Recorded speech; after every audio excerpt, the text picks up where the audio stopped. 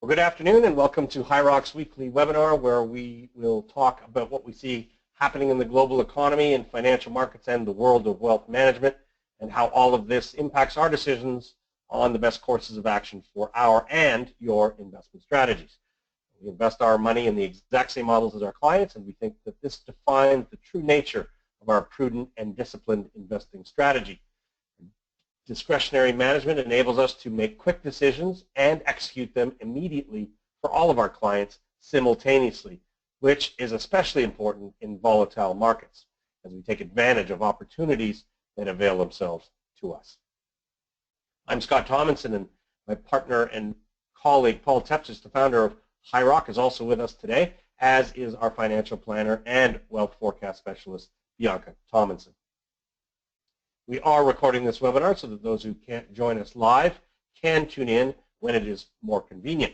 If you are a first-time listener and would like a little more information about our private client services and our disciplined investing strategy, we have a separate introductory webinar that will provide you with this on our website under the Private Client Division tab. Well, as you all well know by now, our overriding theme for 2016 has been that financial markets will remain volatile. It was a volatile couple of weeks leading up to the U.S. presidential election, but the election results caught many by surprise, and now the world is faced with even more uncertainty, and volatility has moved into the bond market. Financial markets think that if the Trump administration follows through with tax reductions and infrastructure spending plans that he campaigned for, U.S. debt levels will jump, and it will be positive for GDP growth and inflation. However, any additional spending will not kick in until about mid-2017, if in fact he can get it through Congress, which will be difficult. Until then, uncertainty, a stronger U.S. dollar, and rising interest rates could be a problem for the U.S. economy. Well, forecasters are raising their inflationary expectations, and central banks will have to weigh these changes into their policy-making decisions. Chances of a Fed rate hike in December are close to 100%. Well, politics has overtaken economics as forecasters grapple with the potential outcomes of the new U.S. government, Brexit, the Italian referendum, and a seemingly French shift to the right in politics. Now, bond markets are back in their leadership role as more than a 0.5% increase in 10-year yields anticipates both new supply to cover deficit spending and higher inflation outlooks. But do not be fooled by stock prices at record levels. The 12-month forward-looking earnings per share data are at 16.7 times, well above the 10-year average at 14.3. There is a lot of hope built into current prices, and the market is setting itself up for failure. There is a gap between the current economic situation and expectations for the future. Optimism is high and rising that the future holds a better economic picture, but we are a long way from that occurring, and there is plenty of uncertainty between now and then. So let's have a look at what's been driving markets over the last week. Election volatility in stock markets has calmed, but it is high in the bond market. Investors have pushed the fear and greed index back into greed territory. And will greed go back to its highs? Well, that's a possibility, but that only sends us warning signals. In financial markets, when there is fear, there is opportunity. And sorry to be repetitive here each week, but we think this is very important, and we want to remind you all how broad and diverse our global benchmark equity index is. We compare the performance of our global equity model to the performance of this index, which covers close to 2,500 companies domiciled in 23 developed countries and 23 developing countries, and covers 10 economic sectors. We want to have a global focus so as not to be susceptible to what is called the home country bias, where investors are under-diversified and take on greater amounts of risk by being too exposed to assets of the country that they live in. It is also important to remember that many of the companies in our benchmark index have a global perspective. So we also need to keep in mind that it is the companies that we are investing in, not necessarily the countries. Well, despite U.S. stocks at or close to new highs, they're up about 0.75% over the week.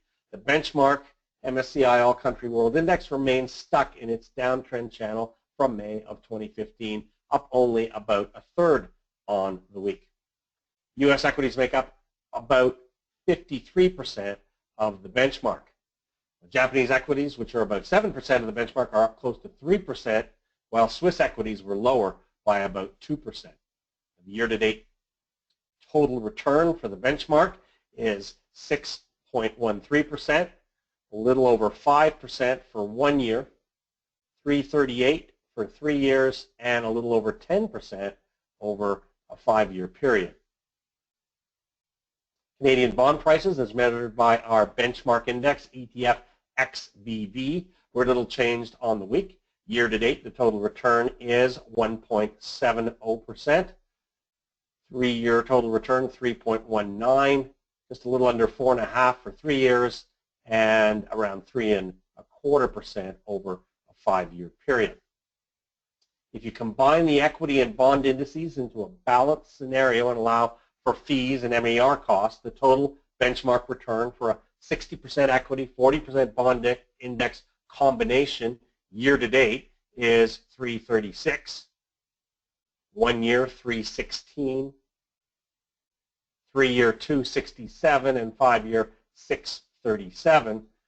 The slightly less growth-oriented 40% equity, 60% fixed income combination is up just about 2.5% year-to-date, a little over 2.75 for 1 year, 289 for 3 years, and 482 over a 5-year period. So when we look at the portfolio of a HIROC client who started with us in January and has a 60-40 balanced portfolio, which includes an underweight exposure to equities, recently adjusted exposure to fixed income, and also more exposure to non-correlated assets in our tactical model, the total return this year to date after fees and costs is 669. The combined fully invested benchmark total return after allowing for fees and costs over the same time period is 336. So our defensive strategy with lower exposure to the equity market than the benchmark, greater exposure to non-correlated assets through our tactical model has had significantly better returns. For our client, lower volatility, better risk-adjusted returns, and a better total return. Now after fees and costs, the 1-year performance of a 60-40 HIROC client is 509 compared to the combined benchmark at 316. The longer-term 4+ year annualized total return since inception of 777 versus the benchmark of 472 over the same time period. Now, I must also remind all of our listeners that historical returns are in no way a guarantee of future returns, although at HIROC we do work very hard to try to get the best possible risk-adjusted returns for our clients and ourselves at all times. Excuse me. Well, oil is higher since our last webinar. OPEC officials said today that they were close to an agreement on the outlines of a production cut deal, but warned that there were sticking points to be resolved next week when the group formally meets in Vienna on November the 30th. The Bloomberg Commodity Index was also higher over the last week. Well, the U.S. represents more than 20% of the global economy, and with over 50% of the companies in our benchmark index domiciled in the U.S., we keep a close eye on what is happening in the U.S. Well, in a break from traditional press conferences, President-elect Trump posted a 2.5-minute video on YouTube marking the first time Mr. Trump has tried to communicate directly with the public about his agenda for his first days in office since he won the November 8th election. Mr. Trump's video included 6 calls for action on trade, immigration, energy, regulatory curbs, national security, and ethics changes, most of which have already been announced either during the campaign or the transition period. He didn't mention action on the Affordable Care Act, otherwise known as Obamacare, his proposed wall along the southern border, the tax code, or the Iran nuclear deal, all of which were central arguments in his election. The U.S. presidential results have changed the economic and investing landscape, and we're all putting in extra hours of research to handle all of the what-if scenarios, which are many. In a nutshell, economists surveyed by the Wall Street Journal expected higher GDP beginning in 2017, which will also push up inflation. Now, as we have already discussed, bond markets have built in about an additional 0.5% or more, and the rise in the US dollar also poses problems, especially in the short run. Well, clearly, with additional spending and tax cuts offering fiscal economic stimulus, recession may slip to the back of forecasters' priorities. However, there will be a gap between now and when it all starts to kick in to aid economic growth, and with interest rates on the rise, the short term could hold some potential surprises. On November 2nd, the Federal Open Market Committee decided to wait for further evidence of economic strength before raising rates, while odds of a December increase of 25% stand at apparently 100%, according to the 30-day Fed futures prices. Elsewhere in the global economy, as we mentioned last week, other central banks have been sitting on their hands waiting to see how financial markets and economies evolve. December will be full of interest rate decisions across the global economic perspective. Well, European politics are coming into the spotlight following the protectionist and populist Brexit referendum and Trump election. On December 4th, Italy will vote on constitutional reform. If the reform is defeated and the government resigns, it will trigger new elections. All three opposition parties favor an exit from the euro. In France, it is the run-up to the April 23rd presidential election. If the populist movement follows the U.S. example, elects the far-right Marine Le Pen, a referendum on the EU has been promised. And as the Financial Times has suggested, a French or Italian exit from the euro would bring about the biggest default in history.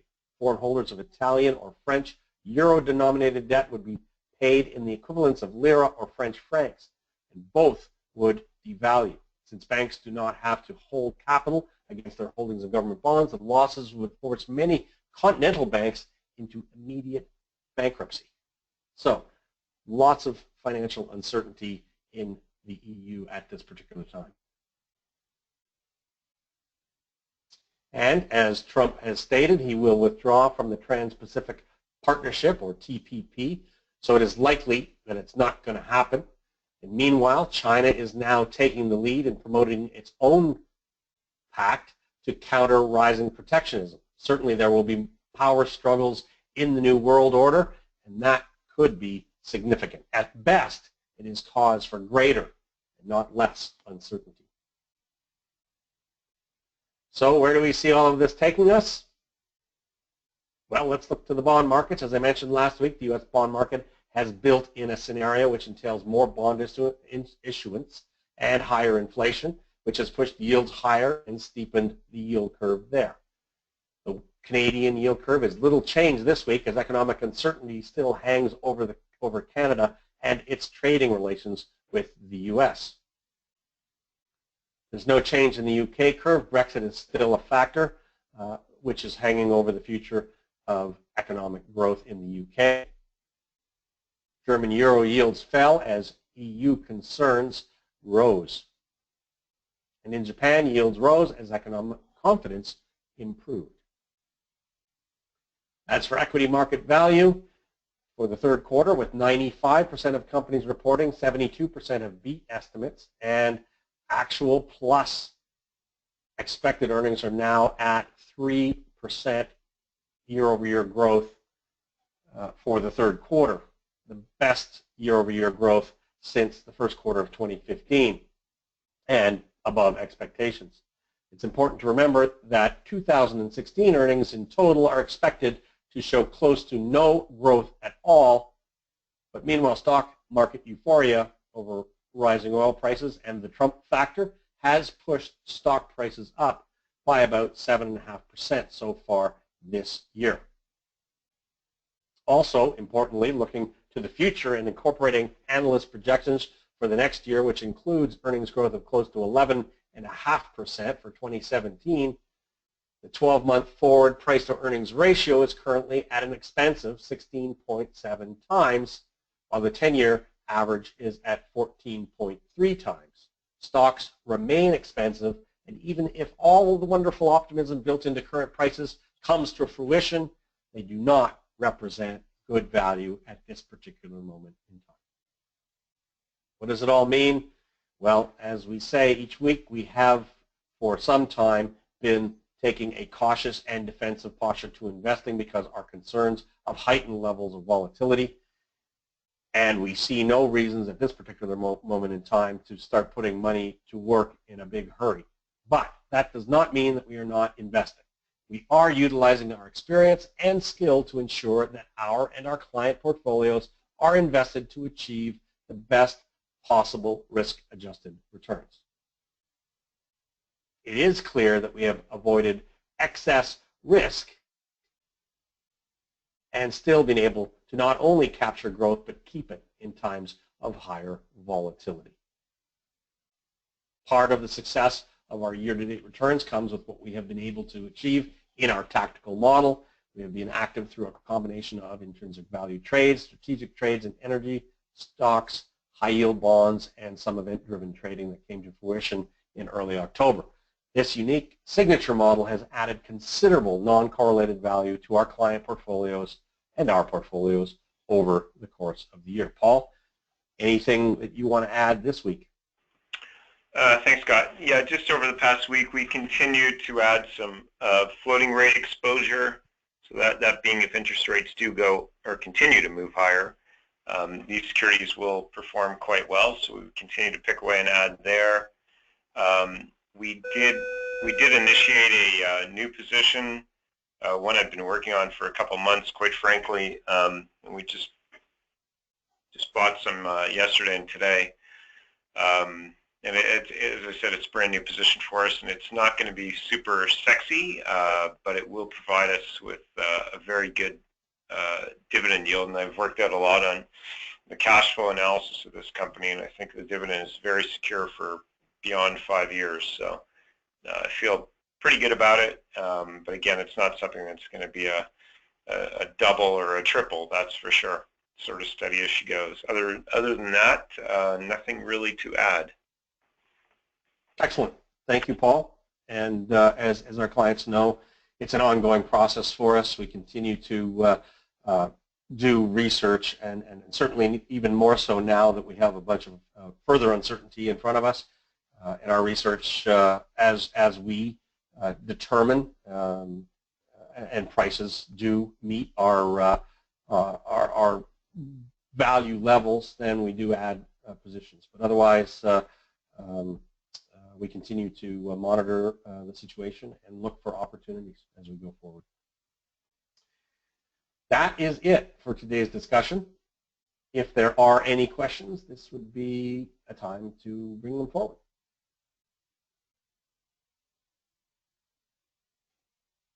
Nothing from our live listeners, but if any of you are listening to the recorded version and have questions, please don't forget to email them to us. We also appreciate all of the feedback that we get on these calls. It's important for us that we talk about things that you want us to talk about. As always, thank you for taking the time out of your busy schedule to tune in. For our American listeners, happy Thanksgiving on Thursday. We will not be back until December the 6th. We have a travel day next Tuesday, so we will talk to you all again in 2 weeks' time. Until then, this is Scott Tomlinson signing off.